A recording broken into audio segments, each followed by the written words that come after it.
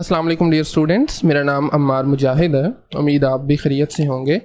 तो हम exercise 2.5 discuss कर रहे थे, जिसमें हम सीख रहे हैं कैसे डेरिवेटिव फाइंड किए जा सकते हैं ट्रिग्नोमेट्रिक फंक्शंस के, ऐसी इक्वेशंस जिसमें ट्रिग्नोमेट्रिक फंक्शंस इन्वॉल्व हों।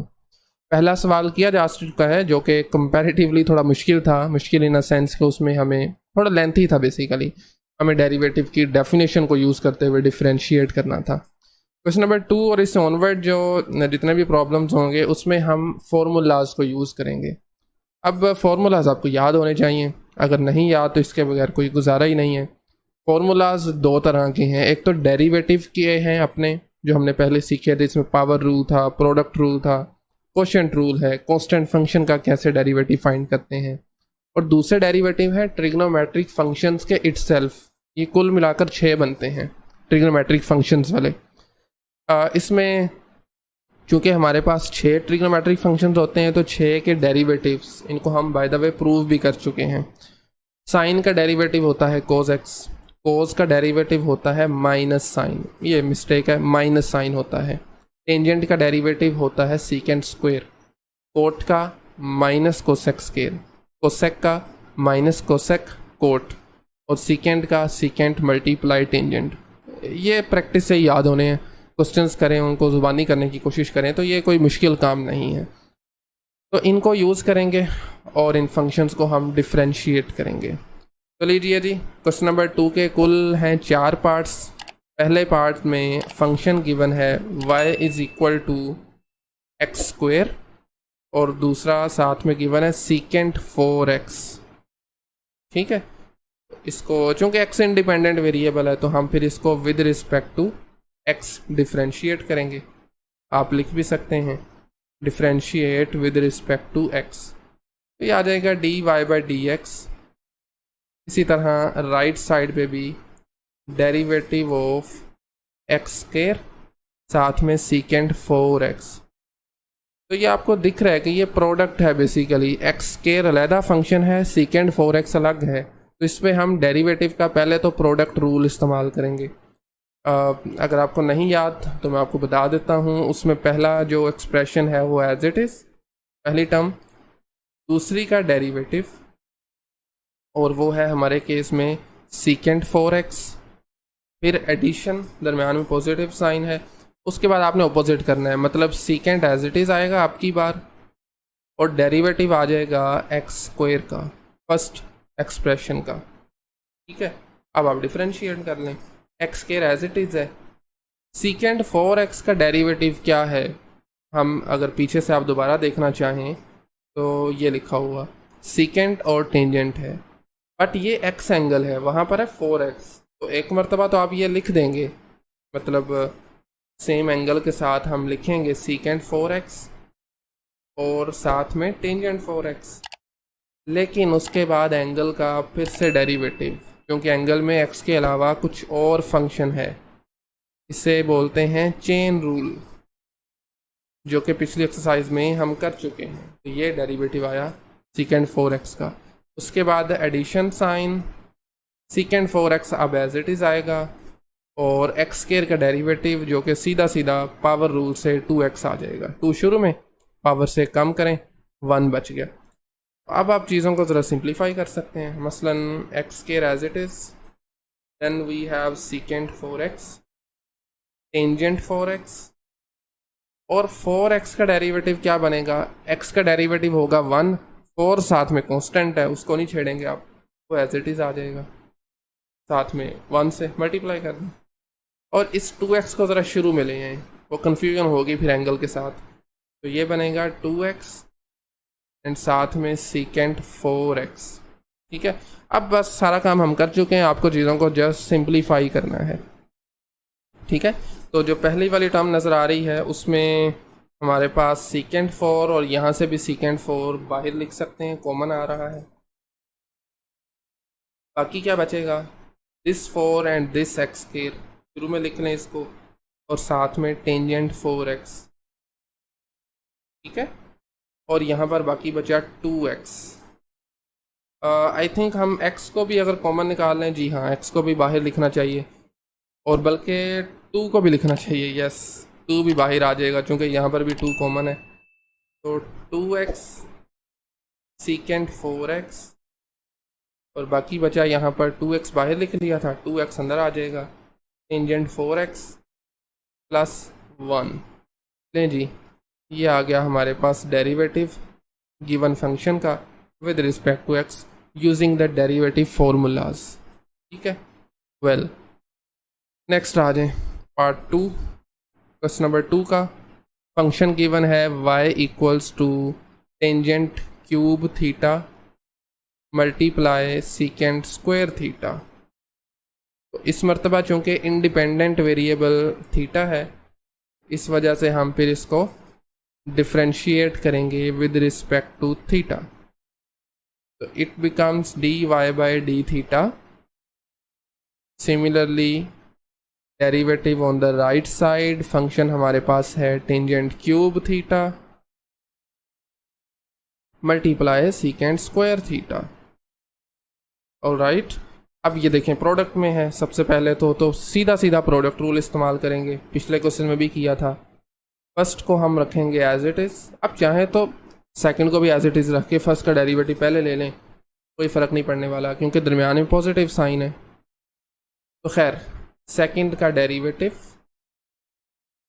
फिर plus sine, second function as it is secant square theta and derivative of first function which is tangent cube theta. ठीक है, ओके। तो टेंजेंट क्यूब को लिख लें एज इट इज़।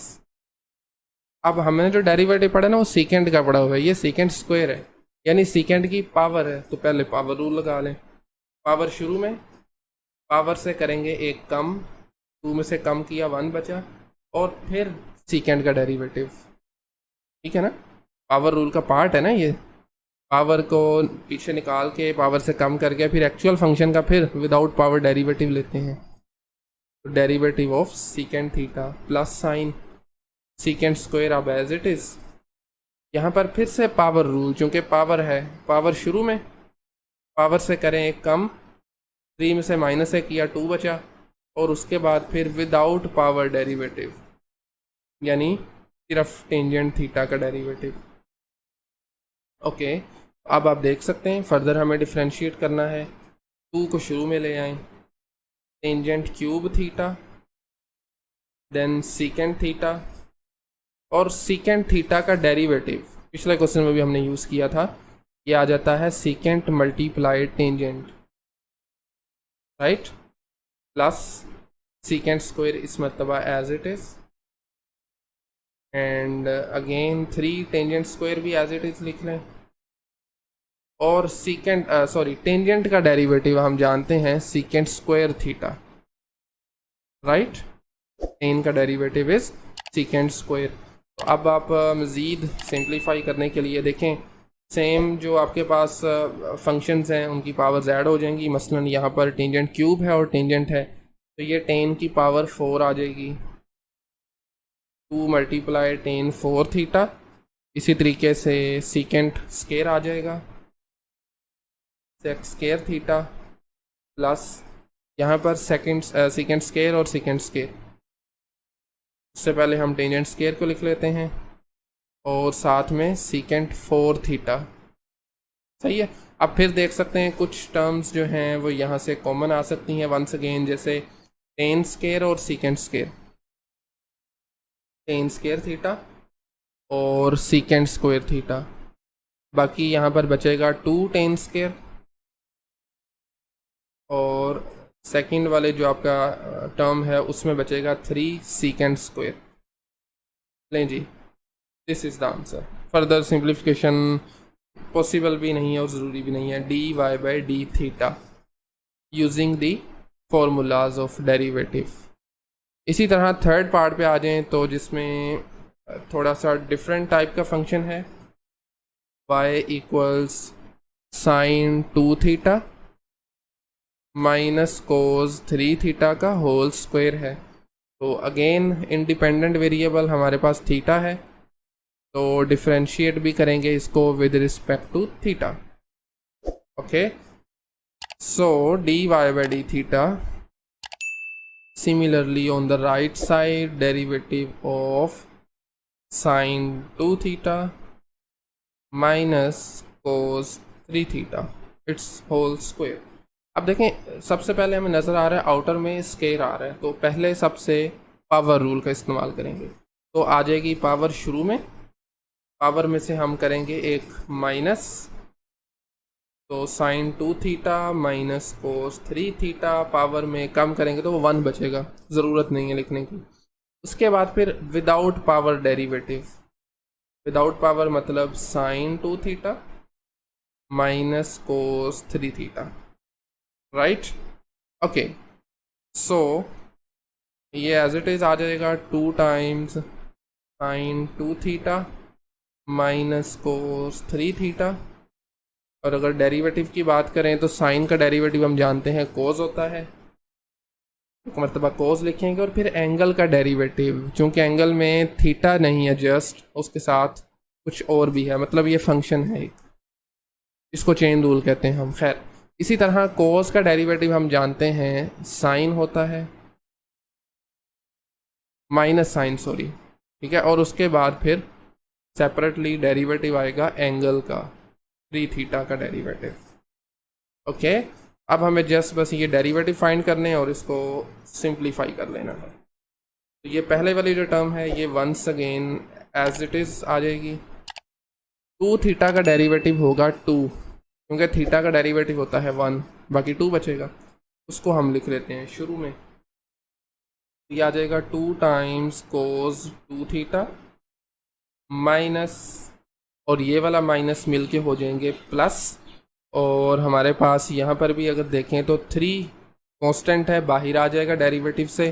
थीटा का derivative with respect to theta 1 आ जाएगा, तो 3 को मैं लिख रहा हूँ शुरू में, तो ये बाकी बचेगा साइन 3 थीटा। आई थिंक मेरे ख्याल में और सिंप्लीफिकेशन की इसकी ज़रूरत नहीं है, एंड दैट्स इट, यही आंसर है इसका, d Y by D theta.